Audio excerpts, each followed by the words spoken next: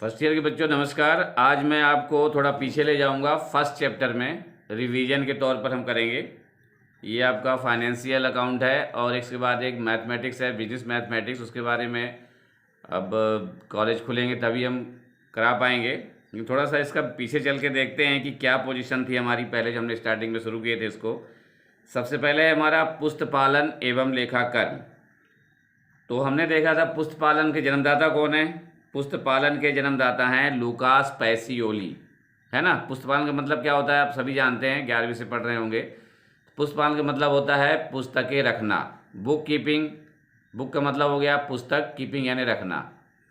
तो उसके बाद में फिर होता है लेखांकन का कार्य। अगर पुस्तपालन है, हमारे पास पुस्तकें आ गई हैं, लेखांकन की पुस्तकें आ गई हैं, तो फिर उसमें हम लेखांकन क्रिया करते हैं, लिखते हैं।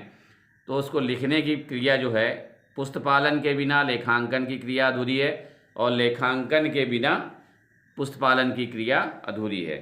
तो ये चीज़ें हैं। पुस्तपालन व्यापारिक लेन देनों को बहियों के समूह में लिखने की कला है। ये किसने कहा है? ये कहा है J.R. बॉटली बॉय। नेक्स्ट है पुस्तपालन के जन्मदाता कौन है? Lucas Pacioli. ये ध्यान में रखना है। पुस्तपालन की प्रारंभिक इकाई कौन सी है? रोजनामचा प्रविष्टि। क्या बोलते हैं इसको? रोजनामचा प्रविष्टि। उसके बाद है लेखांकन की भाषा है। लेखांकन की भाषा होती है मुद्रा। मुद्रा है तो लेखांकन की भाषा लिखी जाएगी। फिर है एक सूचना प्रक्रिया के रूप में लेखांकन का अंतिम चरण कौन सा है? सूचना का संप्रेषण। लेखांकन जो है सूचना का एक साधन है, संप्रेषण है, जो इसके द्वारा हमारी वित्तीय स्थिति की जानकारी हमें मिलती है। मापने की सामान्य इकाई एवं प्रतिवेदन का साधारण रूप प्रदर्शित करता है तुलनीयता में। तुलनीयता मेन चीज़ है। अभी हम देखेंगे दृष्टि प्रणाली की अवधारणा क्या है। दृष्टि प्रणाली का मतलब होता है इंग्लिश में डबल एंट्री सिस्टम। एक सौदे की दो एंट्री। इसका मतलब होता है एक सौदा, जैसे हमने माल खरीदा, दुकान से माल खरीदा तो उसकी एक सौदा हो गया, एक ट्रांजेक्शन हुआ। तो उसका जो हम अकाउंटिंग करेंगे, लेखांकन करेंगे, तो उसका ये नाम होगा। उसमें दो पक्ष होते हैं। एक पक्ष होता है माल खरीदने वाला, दूसरा होता है माल देने वाला, मतलब क्रेता और विक्रेता। जब माल क्रेता बेचेगा तभी क्रेता उसको खरीदेगा, तो मतलब माल खरीदा तो इसकी एंट्री हमारे इस हिसाब से होती है। हमारे इस अकाउंटिंग में तीन खाते होते हैं, पर्सनल अकाउंट, रियल अकाउंट और नाम मात्र अकाउंट, मतलब नॉमिनल अकाउंट। हमने सबके नियम भी बताए थे कि पर्सनल अकाउंट का नियम क्या होता है? Debit the receiver and credit the giver. और रियल का होता है debit what comes in and credit what goes out. Next हमारा नॉमिनल का, तो debit all expenses and losses and credit all incomes and gains. ये हमारे तीनों जो हमारे खातों के प्रकार है, उनके ये नियम हैं। ये क्वेश्चन आता है आपके हमेशा पेपर में कि खाते कितने प्रकार के होते हैं और उनके स्वर्णिम नियम क्या हैं। ये आप लोगों को याद रखना है, स्वर्णिम नियम है, ये क्वेश्चन जरूर आते हैं। और एंट्री हम कैसे करेंगे? जैसे हमको सूचना मिली है, सूचना पेपर में हमारी आई है कि निम्नलिखित सूचनाओं से रमेश की पंजी प्रविष्टियां कीजिए। रमेश की पुस्तक में पंजी प्रविष्टियां कीजिए। तो व्यापार में पूंजी लगाकर व्यापार प्रारंभ किया या पूंजी लगाकर व्यापार प्रारंभ किया, ये एक सौदा हो गया।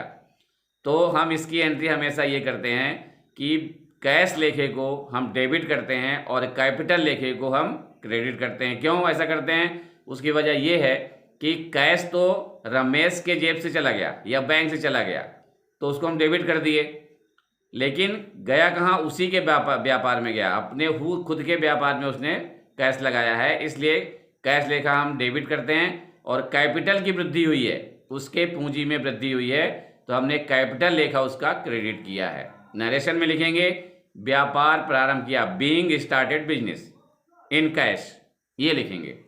उसके बाद जैसे होता है कि माल खरीदा, तो माल खरीदने के एंट्री हम ये करते हैं कि हमारे पास मटेरियल आया और पैसा गया, तो परचेस अकाउंट हम डेबिट कर देते हैं और कैश अकाउंट क्रेडिट करेंगे। क्योंकि हमारे पास मटेरियल आया तो डेबिट हो गया और जो पैसा गया उसको क्रेडिट कर देते हैं हम। और नरेशन में लिखेंगे परचेस गुड्स इन कैश। एक चीज़ और होता है कि सुरेश से माल खरीदा, तो ये एंट्री ज़रा बहुत कठिन नहीं है, इजी है, पर अगर आपको कभी ये एंट्री आई कि भाई सुरेश से माल खरीदा, तो हमें ये पता नहीं चलता कि नगद खरीदा कि उधार खरीदा। हम इसमें कंफ्यूज रहते हैं, लेकिन कंफ्यूज नहीं होना है। इसमें सीधा लिखना है, किसी का नाम आया तो ये मान लेना है कि ये उधार की एंट्री है, नगद नहीं दिया तो ये उधार की एंट्री होगी।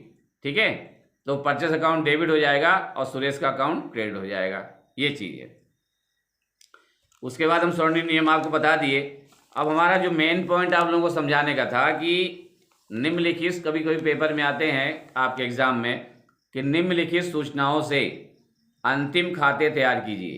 ये मोस्ट इम्पोर्टेंट क्वेश्चन है और ये हमेशा आता ही है। तो आपको आंसर में आंसर के लिए तो अभी ये देखना पड़ेगा कि भाई निर्माता कोई निर्माण करता है तो निर्माणी खाता भी बनाना पड़ेगा, पर निर्माणी खाता वाले क्वेश्चन कम आते हैं। उसमें मेन चीज़ ये आता है कि अंतिम खाते बनाएंगे जब आप, तो अंतिम खाते में सबसे पहले आपका बनेगा ट्रेडिंग अकाउंट, व्यापार लेखा, दूसरा बनेगा लाभ हानि लेखा और तीसरा बनेगा आर्थिक चिट्ठा बैलेंस शीट। ये हमने 11th में बनाया है, तो शायद कुछ आपको याद होगा 11th का। अगर नहीं याद है तो भी हम आपको बताएंगे और करवाएंगे भी इसको कॉलेज में। तो थोड़ा सा यह ध्यान रखिएगा कि निम्नलिखित सूचनाओं से अंतिम खाते तैयार कीजिए। तो अंतिम खाते जब आप तैयार करेंगे तो उसका सबसे पहला पर्पज होता है व्यापार लेखा। सबसे पहले बनाएंगे हम व्यापार लेखा। तो व्यापार लेखे से व्यापार लेखे में सभी प्रत्यक्ष व्ययों को लिखा जाता है, क्रय से संबंधित और बिक्री से संबंधित। तो क्रय जितने, बिक्री से नहीं, विक्रय और क्रय से संबंधित खर्चे, ये सारी चीज़ें उसमें लिखी जाती हैं।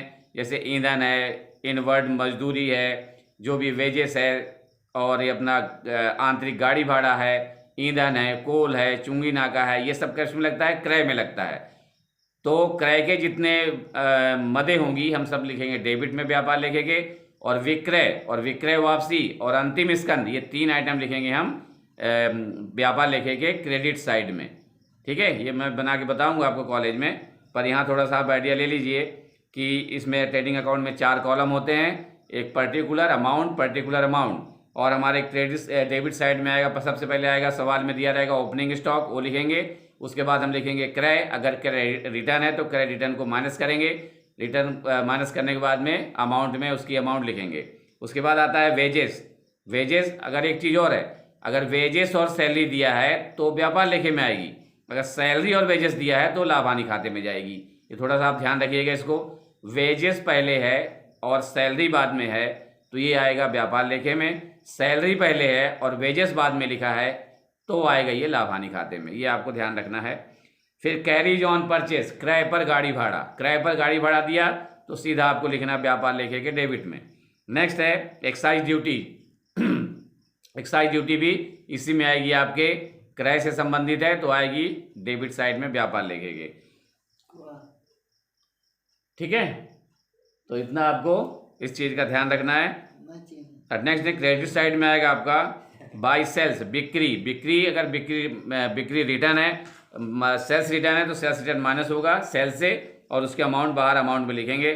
लास्ट में आता है बाई क्लोजिंग स्टॉक करके आएगा अंतिम स्कंद, तो उसको भी हम कहाँ लिखेंगे, क्रेडिट साइड में लिखेंगे। और टोटल करेंगे, टोटल हमेशा इसका होता है क्रेडिट साइड का ज़्यादा होता है, क्योंकि बिक्री से हमें ज़्यादा पैसा मिलता है, और खर्चे जब बिक्री ज़्यादा होगी, बिक्री का अमाउंट ज़्यादा होगा और क्रय में हमारा लागत कम लगेगी तो हमको होगा सकल लाभ। व्यापार लेखे से पता चलता है सकल लाभ।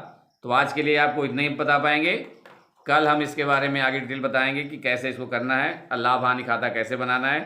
तब तक के लिए ठंड से बचिए, कोरोना से बचिए, सेफ्टी रखिए और खुश रहिए। धन्यवाद। बंद करो यार, तुम बंद नहीं करते जल्दी।